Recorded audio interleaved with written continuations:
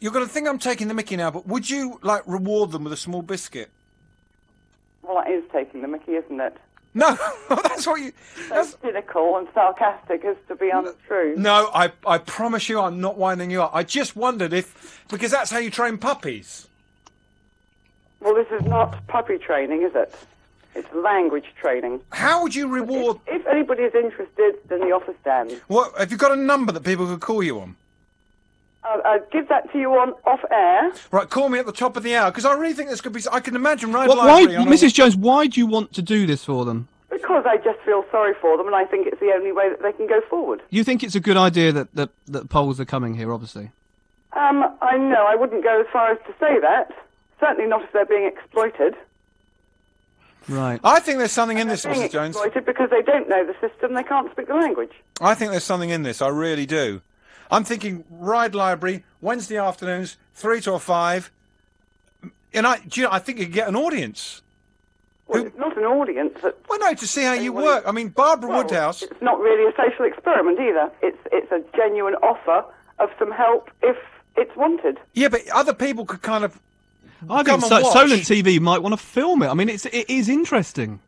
I think that other people will kind of come and watch, and then, like, you and I could watch what Mrs. Jones is doing and see if it works. Then maybe we could go and do some training. Other Eastern Europeans. I'm not convinced it work, but I would be interested to watch it, seriously. Thank you. Let's go to our next call. Hi. Yeah, it's Nick in Christchurch. Hello, Nick. How are you? I'm all right, thanks. Yeah, just to say, Mrs. Jones' idea, it would be a bit like Mind Your Language, wouldn't it? Yes, the old ITV programme. Yeah. That'd be good, wouldn't it? Because what I was saying was, I mean, they come over here and don't really integrate, but then we go to Spain and we stay on our own little group, don't we? We don't really sort of integrate with the Spanish. No, because English is the world's language. It's the one good thing about living in England. We don't have to learn another language. Well, that's true. Plus, we're too lazy to anyway, aren't we? I mean, the majority of people in other countries, they actually have English as a second language, don't they? All right, let's go to Jeff the binge drinker. Hello, Jeff. Hi, guys. All right? Yeah. You know, lads, I'm not worried about if they come over here, but the cynical part of me thinks they come over here just for the welfare of the state. But to prove they wanted to come over here and work and earn, which is fair enough, surely they should learn the language before they come here, to show they do want to do it. Well, we said a few weeks ago on the show, I remember being a teenager when you would meet the French and the German and the Swedish students. Exchange students. Their language was so good because of Hollywood, because of big movies, because all of the good stuff on TV had subtitles, because of pop records going across into their countries. So it was easier to learn our language because of all of those things. Oh, yeah, I agree with you, but like I say, if they want to come over and, like I say, better themselves, I've got nothing against them doing it. They're more than welcome. Yeah, but hold on, Jeff, what about when all the brickies went out to Germany? Yeah, they didn't learn German. Hi, who's this? Hi, it's Jason at Sanford. Hello, Jason. Can I talk about little Ronnie? You had his mum on a little while ago. No, we're going to do that on Friday. We're going to do a whole hour to that on Friday, so phone us then, yeah? Okay. All right, Jason, don't forget. The same time. Thank you. Hi, who's this? Hello, it's Anne from Ryde. Hello, Anne in Ryde. I'm just phoning about the article or the thing you're discussing this morning about the Polish people. Yes. And I've got fired out the studio in Ryde, and I have a young lady from Poland who comes here most days. She does a little cleaning job somewhere, but the other day she comes here because she likes to do pottery, and she brings a dictionary with her and will not speak any Polish while she's here. Right. Or to the customers. Is she there now? She's not in today, no, unfortunately. Otherwise, she'd come on the phone. Yeah, we could get her on. What does she want to achieve out of this country? She wants actually to live in England because she thinks it's wonderful. Why does she? What have they all got this great image of England? I think the opportunities are so much better here for them. I think in Poland her life was very restricted and the wages were very poor. Well, they're not great here, are they, for them? Not particularly, no. How much do you pay this Polish girl? I don't pay her at all. So she's free labour? She's virtually free labour as such, but she comes here for her own pleasure and to learn English, and the only way she can keep her English going is when she's sitting in our studio doing some pottery. She talks to the customers, and she talks to them in English because she's so good at pottery. Tell her we want to get her in and guest on the show.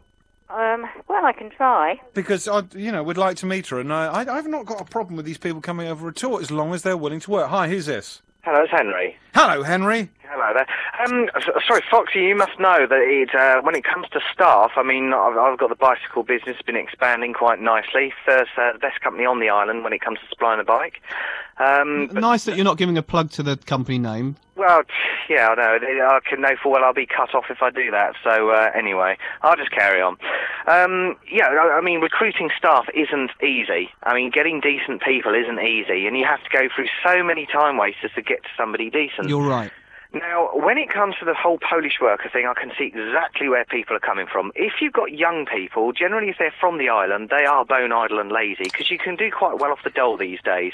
And they don't pitch up, they don't turn up, they don't... and of course, a lot of them have already got kids if they're single mothers. There's that, so they do quite well there. So you got the section in the middle who generally want to, the sort of between 30s, 40s, 50s, well, 30s, 40s anyway, who generally want to go out there and earn a very decent wage, and they're expecting a lot of company pension, that kind of thing. Because small business, then that's not going to work. So then you're left with the elderly, who, believe me, are the most irritating bunch of people to work for, or sorry, to have working for you. For one, if there's anything out of the ordinary, they can't cope with it. They take days off for anything, a cold or anything like that, and they're most dithery-doddery people. Now, very honourable, but then when it actually comes to the crunch, they won't actually make the effort. So that's why people are turning to Polish workers, and I'm in full support of it. And that lady that said, I mean, some people, if they're not in business, might say, oh, you know, she's terrible by doing that, employing them. But no, if you actually got a business, I can see where she's coming from, and I think, yeah, I'm in full support of that. But I think the upshot of the thing is don't employ old people. All right, thank you very much. Let's go to Nigel. Hello, Nigel. Hello, Alex. How are you today? All right, how are you? Alex, I had the good fortune to work with a couple of Polish people last summer. Right. I was working for a friend of mine in his cafe bar in Union Street. Mm. And he had a Polish guy and a Polish girl working, you know, before I'd started there helping him out. And I have to say that Thomas, the guy that was working there, he was actually a law student. Mm. And he'd passed his law degree in Poland, but he had to wait a year prior to taking his finals, and he had to sort of he had a gap year, I guess, as we would call it in this country, wouldn't we?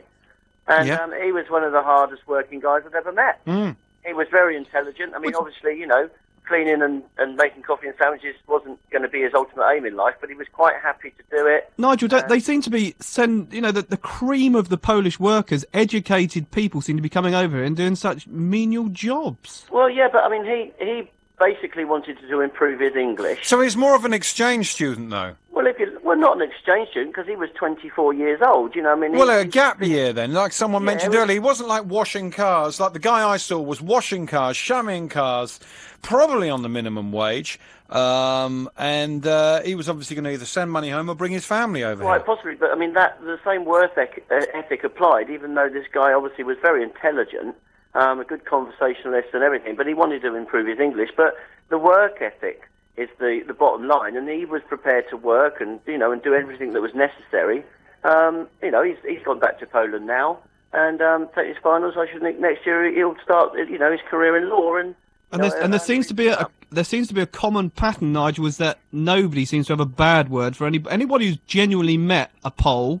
Yeah. Nobody seems to have a bad word for them. I haven't got a bad thing to say against. So I think that they were a valuable work source for this country now. Listen, we're out of time, guys. We're out of time. Thank you, Nigel. Could you just read this before we go, I wanted to make the point that I was lingering on the last break, which was... Oh, yeah, forgot about that. Manufacturing got driven out of this country because it became cheaper to do it in Thailand or to do it in Taiwan or to do it in China or whatever. And now it seems to be going the other way, that, you know, these people coming over and prepared to work for the minimum wage...